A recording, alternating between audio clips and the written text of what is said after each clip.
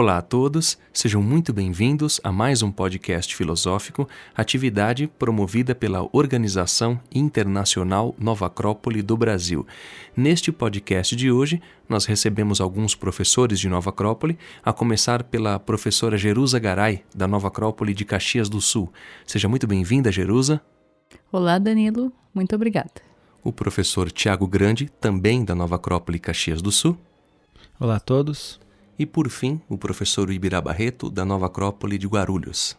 Muito obrigado, Danilo. Bem, sejam todos bem-vindos mais uma vez. Este podcast de hoje fará parte de uma série de podcasts em virtude da 13ª edição da Semana da Filosofia.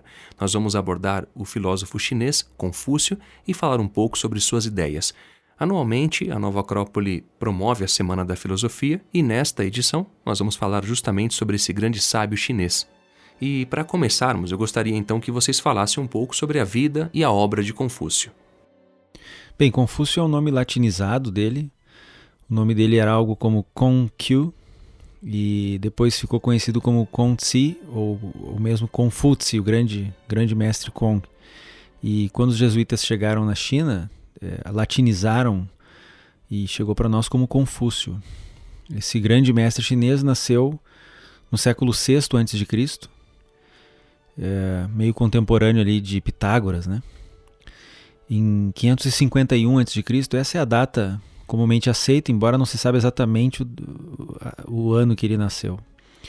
Viveu cerca de 70 anos e era filho de um pai aristocrata, mas teria vivido pobre. Ele é um filho que vem depois de muitas filhas que esse seu pai teve, e pela tradição chinesa, apesar de já idoso, o pai tentou ter um filho homem, e isso acontece no final da sua vida.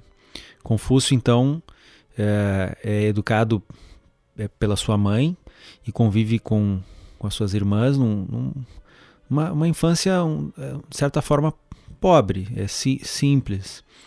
E conta-se que desde cedo ele impressionava os mais velhos porque, além de estudar muito, preferia a companhia dos mais velhos e já com, digamos, 10, 12 anos, impressionava a todos pela sua sabedoria. Então, desde cedo, uma criança incomum. Dos 20 anos em diante, ele começa a andar pelo estado de Lu, que é onde ele nasceu, e tenta sensibilizar as pessoas para que se inclinassem à virtude. É a preocupação de toda a vida de Confúcio. Isso já aparece na sua juventude. Ele tenta sensibilizar especialmente dirigentes, príncipes, e ele, nesse primeiro momento, não tem êxito, mas ele tem indiretamente um resultado que é atrair já os primeiros discípulos. E lá pelos 50 anos, então, que começa a vida mais conhecida de Confúcio, quando ele se torna ministro no estado de Lu. E como ministro, ele tenta aplicar as ideias de justiça e de virtude. Parece que durante um período isso funcionou, até que o seu pupilo, que era o governante do estado de Lu, sucumbe a uma tentação que fora um presente dado possivelmente por um inimigo, que foram várias concubinas e também riquezas, e parece que também tinha um certo número de cavalos de raça, quer dizer, tentando levar esse dirigente para a luxúria, né? E Confúcio ficou muito desanimado quando esse seu pupilo aceita os presentes todos, e como se não bastasse, além de aceitar esses presentes, desvia a sua atenção do governo do estado de Lu para a luxúria. Então conta-se que Confúcio nesse momento abandona o seu cargo e vai andar por toda a China ensinando, com vários discípulos. Algumas versões dizem que ele chegou a ter 3.000 discípulos, mas parece que ele próprio reconheceu cerca de 70 discípulos como seus continuadores. E além dele próprio ter tido essa experiência como funcionário público, muitos dos seus discípulos na época atuaram como funcionários públicos, de modo que a gente já vê aí uma característica dos ensinamentos de Confúcio, que pode ser descrito como uma espiritualidade prática. Confúcio sempre orientava os seus ensinamentos para a vida diária. E quando perguntado, por exemplo, como honrar os deuses, isso é um dos diálogos famosos que tem nos Analectos, um livro que compila algumas conversas suas com seus discípulos. Então, quando perguntado, mestre, como honrar os deuses? A resposta foi: ora, honra primeiro aqueles que estão ante ti. Primeiro honra os homens, para depois então se preocupar com os deuses. Também uma característica interessante da filosofia de Confúcio é a sua preocupação com a cultura em geral, né?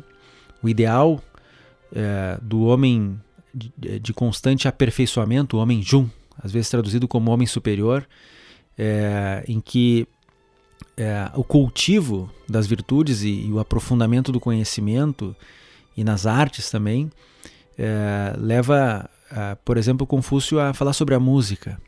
Então, é um ideal de aperfeiçoamento humano integral, completo, e também da poesia, uma área que muitas vezes as pessoas não conhecem, mas Confúcio, ele mesmo era músico, né?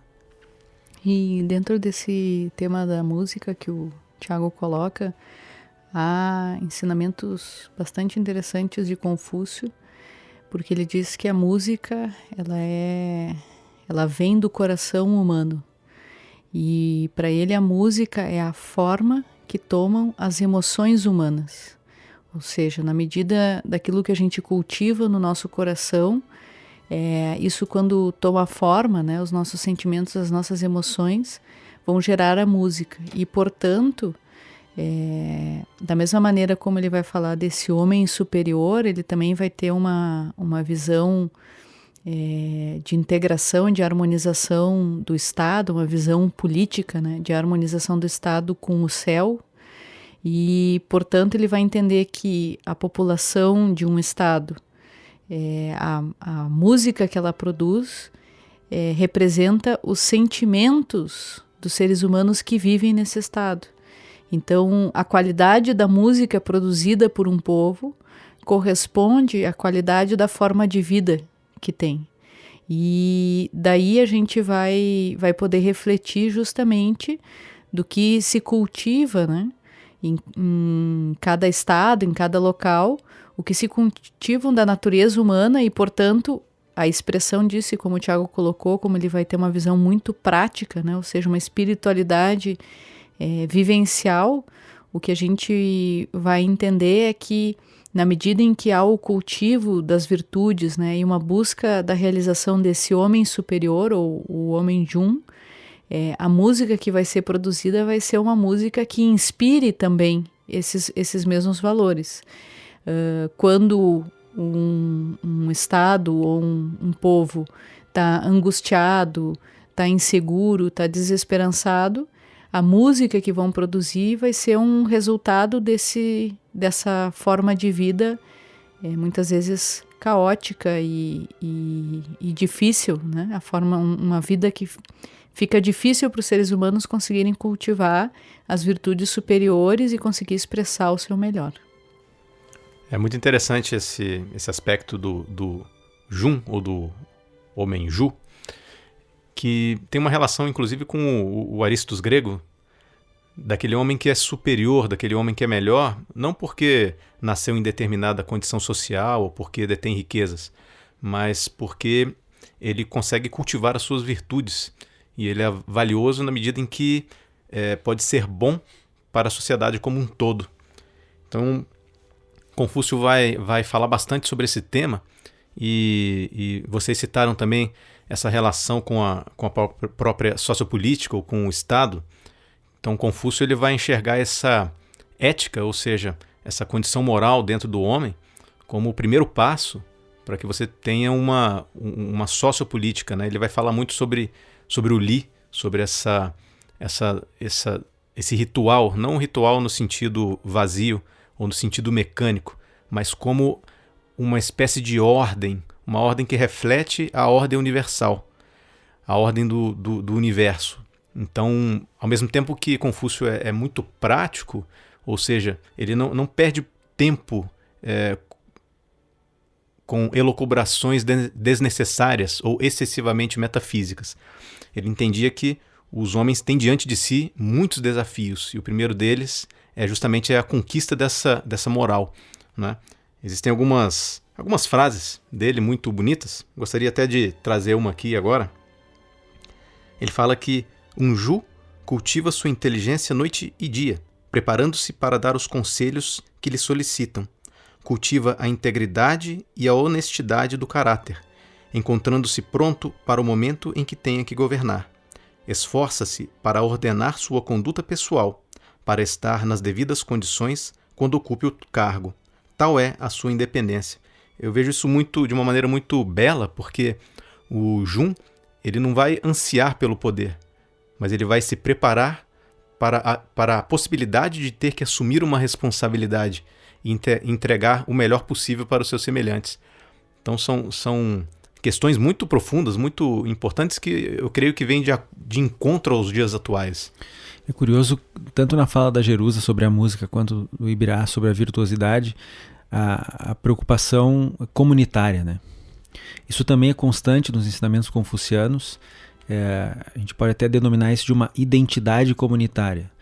Para Confúcio, a pessoa ela tem valor na medida em que tem uma boa relação com a comunidade, com os seus mestres, com seus amigos, com seus familiares. Daí vem um conceito famoso na cultura chinesa, que é a piedade filial, o respeito aos mais velhos, o respeito aos pais, aos mestres e aos dirigentes. Existe toda uma concepção hierárquica, né, essa ordem social racionalizada, como às vezes é denominada. E eu queria fazer um comentário que eu acho que é importante, que é o seguinte: muitas vezes eu vejo o pessoal entender esse assunto como um formalismo, como se Confúcio tivesse ensinado formalidades ocas e vazias, quando na realidade ele próprio foi considerado um grande inovador para sua época, e em muitas passagens aparece o próprio Confúcio ensinando as suas ideias, mas com uma prudência e um cuidado para que elas não fossem tomadas ao pé da letra. Ao longo da história, isso, claro, durante um tempo se manteve, às vezes se perdeu, depois se recupera. O importante é que, para citar um exemplo, ele menciona a necessidade da obediência, mas não uma obediência cega. Ele diz que o filho deve obedecer o pai, assim como o povo deve obedecer os seus dirigentes. Entretanto, se esse pai ou esses dirigentes se corrompem, bom, aí então a obediência seria uma negligência. Então é muito curioso porque sim, existe toda uma ideia de ordem, de hierarquia e de obediência, mas isso não é um formalismo, isso não é algo que deveria ser tomado por nós hoje como um hábito mecânico, e sim como uma atitude de harmonização, né? Porque para Confúcio o indivíduo, ele é um indivíduo comunitário, ele não está isolado, ele não está alheio, ele sempre tem a sua importância e o seu valor na medida em que está em relação com os demais. Ou seja, não há uma ideia de inflexibilidade, né? Ele mesmo fala muito sobre o Jun como alguém extremamente flexível, mas atento às tradições, mas trazendo sempre esse elemento de consciência. Porque senão você se torna uma espécie de robô, um simples repetidor de ações. Dentro dessa ideia até que o Ibirá está trazendo, tem uma frase de Confúcio que ele fala exatamente disso, e também traz um pouquinho do que o Tiago comentou antes, de não ser uma obediência cega, né? Então, vou trazer a frase. Um Jun vive com os modernos, mas estuda os antigos. O que faz hoje será transformado num exemplo para as gerações seguintes. Quando vive época de caos político, não solicita favores às autoridades. Quando os mesquinhos políticos se unem para difamá-lo ou injuriá-lo, sua vida pode ser ameaçada, mas o curso de sua conduta não pode mudar. Ainda que vive em perigo, sua alma continua sendo sua, e ainda assim não esquece os sofrimentos do povo. Tal é seu sentido de responsabilidade. Então, essa frase de Confúcio traz justamente essa ideia da capacidade de unir o passado com o presente, né? E projetar algo para o futuro, quando ele fala de deixar um exemplo para as gerações seguintes. E ao final da frase fica muito evidente, ainda fechando um pouco com o que o Ubirá falou antes, sobre o homem estar preparado para governar, é essa ideia de um sentido de responsabilidade pelos outros seres humanos, né? Esse sentido de que eu vou me transformando, vou me melhorando, não me deixo perder pelos momentos em que vivo, pela possível corrupção, e não esqueço nunca daqueles que estão junto comigo, e não esqueço do sofrimento que o povo tem, e isso traz essa ideia da principal responsabilidade do homem Ju, que é a responsabilidade com os outros seres humanos. Agora, pegando um gancho no que a Jerusa acabou de mencionar, nessa frase do Confúcio, fica claro quando a gente lê os Analetos que ele não faz diferença, ele não faz distinção entre ética e política. Para Confúcio, isso é uma coisa só. Eu gostaria de saber de vocês como compreender isso na prática, ou o que o Confúcio quer dizer com isso. Como nós poderíamos traduzir isso de uma maneira simples e prática para que possamos entender melhor exatamente essa não distinção que ele faz entre um termo e outro. Perfeito. Ele não faz ética e política divergirem nunca, ao contrário. Ele deriva a atuação política da conduta ética.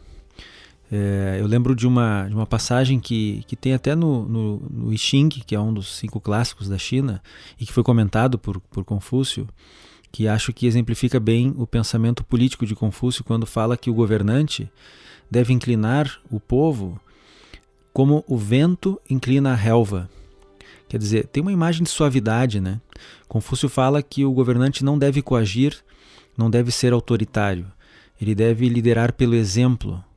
E quanto mais virtuoso for o líder, e quanto mais ele se expõe ao povo através desse comportamento exemplar de virtude, mais o povo vai segui-lo. É claro que a gente sabe que na prática isso exige, em primeiro lugar, claro que a gente tenha governantes exemplares e virtuosos, em segundo lugar, essa obediência, né, que não é uma obediência cega, mas um respeito e um interesse em trabalharmos juntos, e em terceiro lugar exige um tempo também, porque essas ideias que foram sim testadas e aplicadas ao longo de séculos e milhares de anos, nos chegam hoje num momento em que muitas vezes a gente está vivendo uma turbulência social e interior também, de muita angústia, né?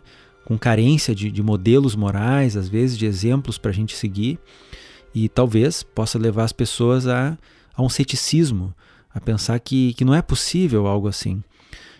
Eu acho que é possível, eu acho que essa inspiração de Confúcio é muito propícia. Então a política, respondendo a tua pergunta, Danilo, ela emana de uma ética de virtudes universais.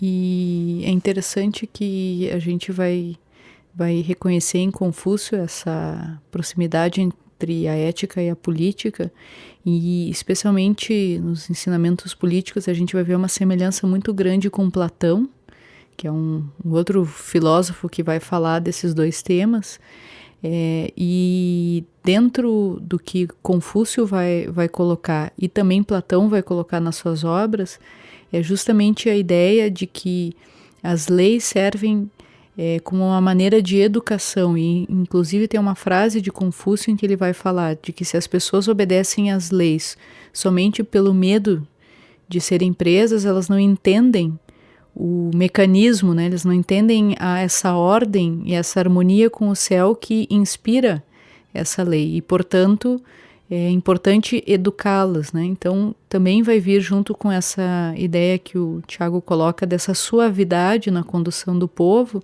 isso ser um processo também educacional, E, portanto, em sendo um processo educacional, como também falou o Tiago, precisa de tempo. E a gente vai ver essa mesma ideia em Platão, que vai falar que as leis, elas são uma expressão de uma justiça universal.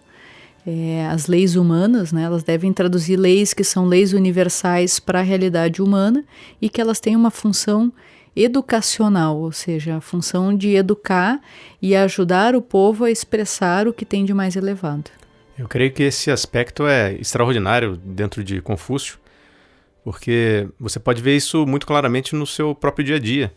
Se os pais não dão bons exemplos para os seus filhos, ou se os governantes não dão bons exemplos para os seus governados, começa a haver um caos, né? O Tiago falou sobre um discípulo de Confúcio que aceitou aqueles presentes, aquele harém, aquelas riquezas, não é? E uma reflexão que fica é o seguinte: se esse príncipe que aceitou esses presentes, né, e começou a andar por um caminho de luxúria, como o povo não poderia usufruir daquelas mesmas riquezas, não é? Ao vê-lo usufruir delas, né, o povo ia querer também. Só que isso ia começar a desestruturar totalmente o Estado. Porque quando você vê o seu governante fazendo algo, você também tem a tendência, né, o povo tem a tendência a querer fazer a mesma coisa, né?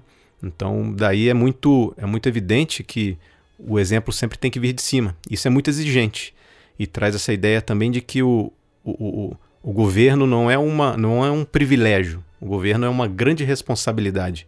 Isso se inverteu tremendamente ao longo da história e eu vejo que Confúcio vem trazer uma ideia muito importante nesse sentido. Agora eu gostaria de fazer uma pequena provocação a vocês. Em uma das passagens de Confúcio, há um discípulo que pergunta para ele algo bem interessante. Diz assim: mestre, se um dia o senhor vir a ser um governante, um governador, um dirigente, digamos assim, qual a sua primeira proposta? O que o senhor realizaria primeiro? Ele disse algo muito interessante. Olha, a primeira coisa que eu faria seria dar o nome correto às coisas. E o discípulo: poxa, mas com tanta coisa para se resolver, você vai parar para dar nome às coisas? E o Confúcio respondeu assim: bem, uma vez que nós não entendemos o nome correto das coisas, nós fazemos mau uso delas. E ambos falaram de política, de ética. Qual a definição filosófica que Confúcio daria para isso, para a gente começar a entender melhor? Porque se a gente não entende o nome, a gente pode imaginar que política é o que a gente vê atualmente. Então é interessante ter uma concepção clássica e filosófica, porque a etimologia ajuda muito a entender. Então, o que seria isso? O que seria política na visão desses sábios, do Confúcio, por exemplo?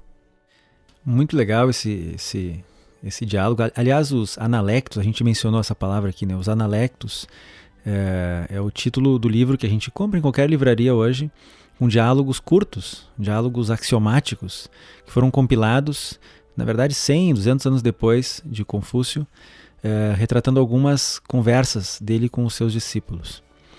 E nessa conversa em que ele diz que a primeira coisa era dar o nome certo a cada coisa, a gente vê a preocupação de Confúcio de eliminar a confusão.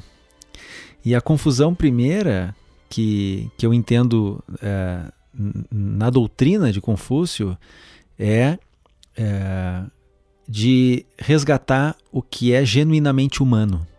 Confúcio é retratado como um filósofo humanista e a sua ética e a sua política são humanistas. Existe uma ideia dos ensinamentos de Confúcio que é o Ren, que é uma espécie de benevolência e um amor verdadeiro pelo ser humano. E esse fundamento, esse Ren, essa virtude, às vezes é definida como a virtude da humanidade, é a partir disso que Confúcio entende a ética e a política. Quer dizer, eu devo me aperfeiçoar constantemente porque a minha essência humana é de bondade. Isso ficou muito famoso, inclusive, com os ensinamentos de Mêncio, que foi um grande confucionista, talvez o maior confucionista, que é tido, inclusive, como um otimista, né? Mêncio é o otimista dos confucionistas, porque se baseou muito nessa essência da bondade humana, que todo ser humano tem. Todo ser humano é bom em essência, mas tem que vigiar a sua mente, tem que cultivar a sua personalidade e desenvolver as virtudes para poder expressar isso. E no campo político, bom, essa humanidade, esse amor genuíno pelos outros, como o Ibirá comentou, e a Jerusa também, se converte em um serviço, né? A responsabilidade do político é servir. Ele não tem aquele cargo ou aquela missão por algum privilégio. Ele tem aquele cargo e aquela missão por amor à humanidade. E eu acho que esse significado profundo, né, da política confuciana, isso seria algo que seria bem oportuno para a gente tentar aplicar. Inclusive, o Confúcio fala muito a respeito dessa benevolência. Porém, esse ser bom não significa ser ingênuo. Existe até uma frase muito interessante que ele fala que o Jun pode ser abordado com benevolência, mas a força não o assusta. Ele é afável, mas não se pode obrigá-lo a fazer o que não quer. Pode chegar ao patíbulo, mas não à humilhação. Tal é sua força de caráter. Então ele traz essa ideia de que você deve ser bom, mas o ser bom exige muita força. É interessante também o Ibirá, dentro dessa ideia, a gente vai ter uma outra frase de Confúcio em que ele fala da questão da bondade e da maldade. Então ele diz que a bondade deve ser respondida com bondade e a maldade deve ser respondida com justiça. Porque responder à maldade com bondade significa permitir que a maldade se estabeleça, né? Então, isso entra também um pouquinho no que, dentro da pergunta que tu fizeste, Danilo, na questão de o nome de cada coisa e o lugar adequado de cada coisa. E cada coisa precisa ser tratada da maneira correspondente. E, portanto, um homem superior, quando recebe algo que reconhece como algo pernicioso, ou como já mencionamos antes, algo que possa levar à corrupção, não vai aceitar isso simplesmente porque é bom num sentido de ingenuidade, mas sim vai aplicar a justiça necessária, tanto fora quanto dentro, para que essa maldade não possa se estabelecer. Bem, pessoal, dessa maneira, então, nós vamos chegando ao final do nosso podcast de hoje e eu gostaria que cada um encerrasse, então, com uma mensagem, com uma reflexão, enfim, com uma ponderação sobre a importância não só de estudar Confúcio, mas também de compreender essas ideias fundamentais que ele traz, porque o Confúcio é um filósofo tradicional, é um filósofo atemporal e, segundo nós pudemos observar ao longo do nosso diálogo, isso é muito atual. E isso é interessante, ou seja, há uma atualidade muito grande nos ensinamentos de Confúcio, tanto que isso tem voltado à tona na sociedade chinesa e o mundo tem aberto um pouco mais os olhos para isso também. Então eu gostaria que cada um deixasse a sua reflexão para que aqueles que vão nos ouvir possam refletir também e possam usufruir um pouco disso tudo, que é um manancial de sabedoria e que qualquer pessoa, em qualquer lugar do planeta, pode fazê-lo. Acho que a primeira maneira de vivenciar os ensinamentos de Confúcio é cada um se comprometer com a virtude, cada um assumir uma vida de autoaperfeiçoamento constante, através da leitura, através da música, até da dança, ele falava, através dessa combinação que o Ibirá comentou entre benevolência e coragem, através de uma educação, como mencionava Jerusa no início, uma educação integral, né? Uma educação completa, tendo como modelo esse ser humano superior, né? O Zhuangzi, o ser humano superior, quer dizer, a melhor versão de cada um de nós. Todo ser humano tem dentro de si a sua melhor versão, só que tem que vir à tona. Para isso a gente tem que se educar, tem que se desenvolver. Quando eu me comprometo com a virtude, quando eu pago o preço, me esforçando, estudando, me dedicando ao aperfeiçoamento da minha conduta diariamente, eu estou vivenciando os ensinamentos de Confúcio. Bem, falar sobre Confúcio é sempre muito especial porque vai trazer à tona elementos que a humanidade jamais poderia se esquecer. Ele sempre fala muito da tradição e nos nossos diálogos costumamos sempre trazer essas ideias por vezes muito antigas, porém não por um tipo de saudosismo, mas por um resgate daquilo que é eterno, daquilo que sempre vai fazer sentido e sempre vai ser útil. Eu vejo que não podemos nos esquecer desses grandes sábios. Creio que seria fundamental que nós pudéssemos olhar para esse grande filósofo com um olhar para a essência, para aquilo que é permanente, porque daí nós vamos conseguir aplicar realmente no nosso dia a dia. Porque falar de virtude, falar das boas tradições, do respeito aos antepassados e do reconhecimento daquilo que nós realmente somos, vejo como sendo fundamental. Então, uma forma de honrar Confúcio seria buscar essa virtude, como o Tiago mesmo falava. Isso exige muito, é como lapidar esse diamante que nós temos dentro. E todos nós temos. Todo homem é essencialmente bom. E dentro dessa união entre ética e política que Confúcio vai trazer para nós, fica de uma maneira bem evidente que nós podemos ter a esperança de que o mundo pode ser melhor na medida que temos a esperança de que nós podemos ser melhores. E ser melhor não é algo tão complexo quanto às vezes possa parecer, e que justamente essa complexidade é o que nos afasta de assumir o compromisso de ser melhor. E isso significa a gente conseguir melhorar a cada dia, a cada instante, um pouquinho mais a nossa forma de nos expressarmos, e com isso ir conquistando uma forma de vida mais humana, de consciência de responsabilidade com os outros seres humanos, de cuidado, de carinho, de cortesia. E acho que especialmente nessa ideia que Confúcio vai trazer desse sentido de comunidade, como o Tiago falava no início, traz essa ideia das relações entre os seres humanos. Nós temos que ter esperança na bondade que existe dentro de nós, mas nós temos que ter esperança na bondade que existe dentro de cada ser humano. E isso consegue se expressar na medida em que nós nos esforçamos para que o nosso melhor venha à tona e o melhor das outras pessoas também possa vir à tona. Então, Confúcio vai dar elementos muito práticos e muito concretos para que, na medida em que a gente respeite as tradições, tenha uma consciência do nosso lugar no mundo, saiba exatamente o lugar adequado e a condição adequada para cada coisa, e como também falamos anteriormente, possamos honrar os seres humanos para depois honrar aquilo que está para além dos seres humanos.